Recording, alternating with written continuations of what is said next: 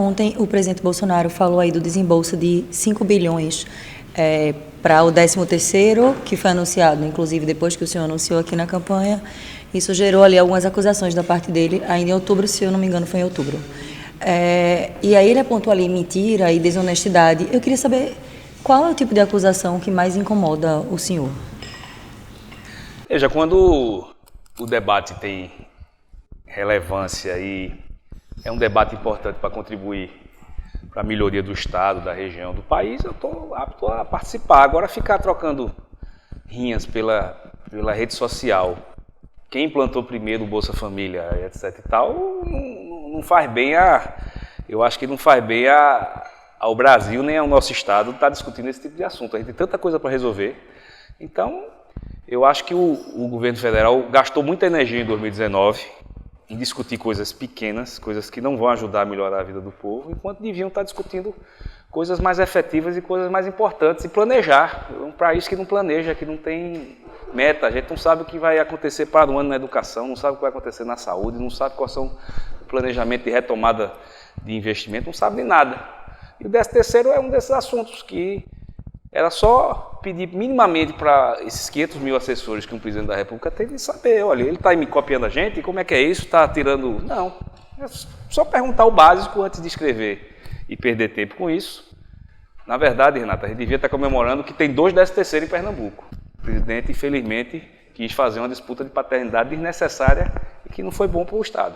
Governador, do mesmo jeito que às vezes se critica a postura de Bolsonaro por politizar, acirrar muito o cenário com os governadores, do mesmo modo, do outro lado, há umas críticas de que esse consórcio dos governadores do Nordeste seria um grupo político que serviria apenas para acirrar a relação com o governo federal. Como é que o senhor vê essas críticas do outro lado? Também fundadas, fruto de desconhecimento e até de preconceito, que infelizmente ainda predomina nesse país. O consórcio Nordeste ele foi pensado lá atrás. Se formos olhar as cartas de reuniões dos governadores do Nordeste, que é um grupo que existe lá atrás, ainda no governo de Eduardo, que foi feito esse... Já se falava da necessidade de criar um consórcio, de institucionalizar, de ter regras, etc e tal. Só foi possível fazer isso em 19 e eu acredito que foi o momento certo, até porque é o início do primeiro mandato de todos, né, os reeleitos e os eleitos pela primeira vez. O consórcio ele tem as suas atribuições, você vê que ele já está fazendo compras corporativas, já tem licitações em andamento para mais compras corporativas, reuniões diversas sobre integração de sistema de informática, sobre áreas sociais, sobre cultura, sobre turismo, muitas reuniões, muitos grupos de trabalho já constituídos. Fomos agora para a Europa apresentar o consórcio, apresentar as potencialidades do Nordeste, e fomos acompanhados por um representante do governo federal que nós solicitamos. Fomos lá em Brasília solicitar a presença de um representante do governo federal, ou do gabinete do Itamaraty, ou da Casa Civil, não, da Secretaria do Governo. Então mandaram um representante do Itamaraty. Passamos lá 5 dias, de manhã, tarde e noite, não tinha tempo para nada, apresentando o Nordeste, discutindo o Nordeste. Em nenhum momento falamos nada de política.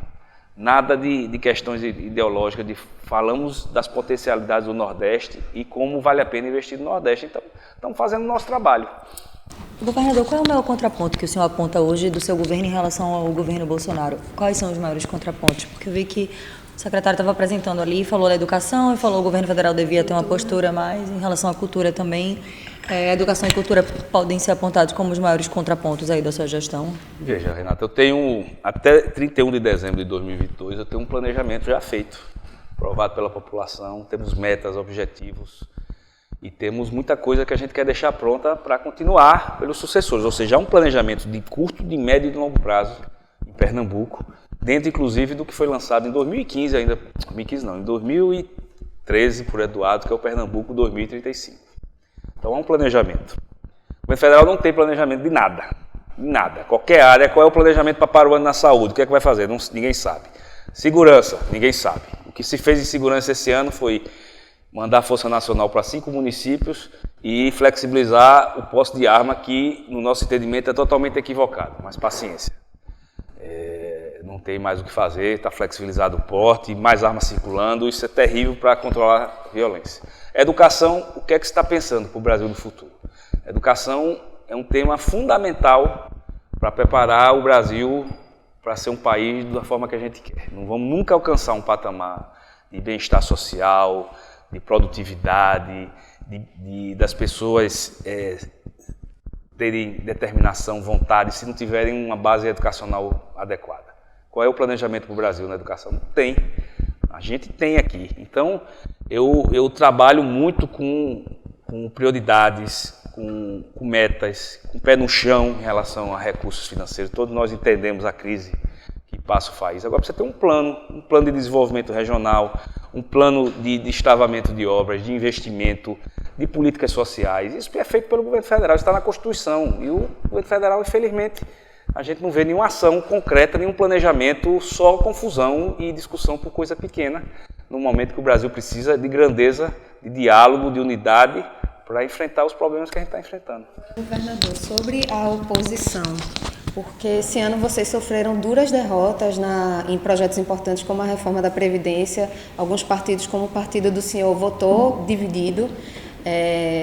Uma estratégia para 2020, no ano que vem, por exemplo, Lula já está dizendo que vai lançar candidatos nas capitais, atrapalhando inclusive projetos de outros partidos de esquerda.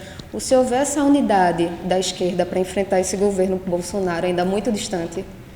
Veja, a derrota faz parte da democracia, né? Então, evidentemente que a gente tem que respeitar as derrotas, sejam eleitorais, sejam políticas, seja dentro do parlamento, que é o local de se discutir os projetos. O que não podemos é ser incoerentes com aquilo que a gente acredita e com o que a gente defende por motivos A, B ou C. A gente tem que ser coerente com aquilo que a gente faz. A esquerda precisa também, centro-esquerda, no caso que eu nos coloco, o meu partido e minha visão, precisa também ver formas de avançar no pensamento, nas ideias, nas discussões. Isso faz parte. Eu acho que se nós não conseguimos avançar em 2019 como nós gostaríamos, em 2020 a gente tem condições também de apresentar um debate intenso, um debate qualificado, e as eleições também vão ser úteis para isso. A gente vai mostrar justamente o que a gente pensa, o que a gente vê que está errado, como a gente acha que pode corrigir e como a gente pode ajudar o Brasil a melhorar. Então, vamos ter um ano importante, 2020. Eu espero que qualquer tipo de percalço que possa ter ocorrido em 2019 possa ser corrigido em 2020. A postura de Lula incomodou e do PT? O presidente Lula, ele passou por uma situação sui generis, ele estava preso. Agora ele está cumprindo um papel importante de iniciar uma discussão, de buscar reafirmação dos valores que ele acredita, do seu partido, etc. Está na legitimidade dele. Agora, nós vamos buscar unidade, onde for possível. Onde não for possível, nós vamos seguir o nosso caminho. Isso faz parte também da democracia, isso faz parte da política. Então, estamos preparados para qualquer cenário. Evidentemente que os nossos esforços é de unidade, até porque acabamos de sair de uma eleição, como foi 18, onde nós fizemos uma unidade no campo das esquerdas aqui em Pernambuco, com o PT, nos reaproximamos, o PT está me ajudando a governar Pernambuco. Então, é um cenário importante se a gente puder continuar essa unidade. E vamos trabalhar para isso. Se não for possível, também não vamos fazer disso uma coisa insuperável mais na frente. Vamos trabalhar para continuar dialogando. Governador, e também, inevitável, ano que vem a gente falar um pouco sobre 2020, né? As eleições, o período eleitoral.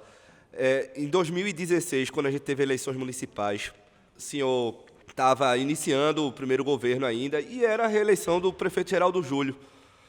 Esse ano a gente não vai ter o prefeito Geraldo Júlio dentro do cenário de reeleição, a gente vai ter outro candidato.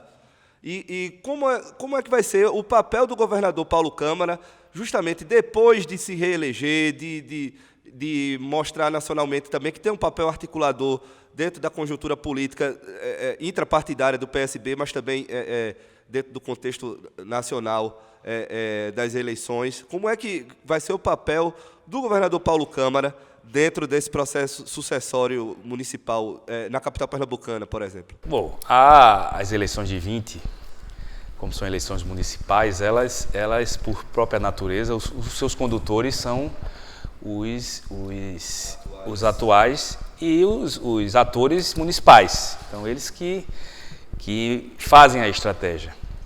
Evidentemente que eu sei muito bem que nós continuamos a avançar na educação, buscar resolver essas questões da saúde, continuar melhorando a segurança, fazer as obras estruturadoras, melhorar as estradas, estar muito junto com a comunidade da agricultura familiar.